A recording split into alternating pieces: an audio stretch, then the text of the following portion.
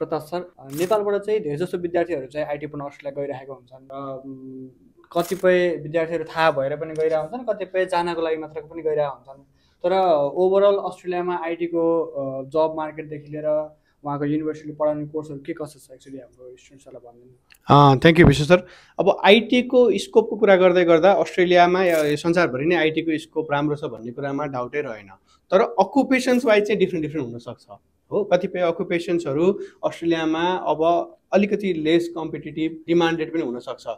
एआईको recent अपडेटहरूले गर्दाखेरि कतिपय day to day काम गर्ने कतिपय रोलहरू चेन्जेस भए पनि हुनसक्छ।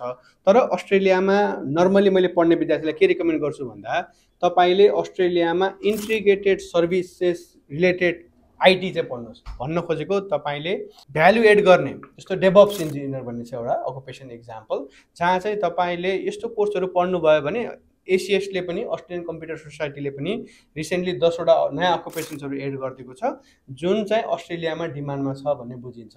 तसर्थ आइटी भनेर जेनेरिकमा कुरा गर्ने हो भने चाहिँ कतिपय अकुपेसन डिमान्डमा नहुनसक्छ, तर आफ्नो अकुपेसन चाहिँ जब मार्केटमा डिमान्डमा छ भने चाहिँ अन्तर्राष्ट्रिय विद्यार्थीको रूपमा पनि आइटीमा धेरै राम्रो गर्नुभएको छ।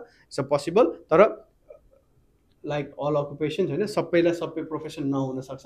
आइटी पनि त्यस्तै हो, पढ्दैमा के आउँछ भन्ने होइन, आफ्नो साइडको तयारी आफ्नो प्रिपेयर्डनेस भयो भने it is still a good option for lot of student.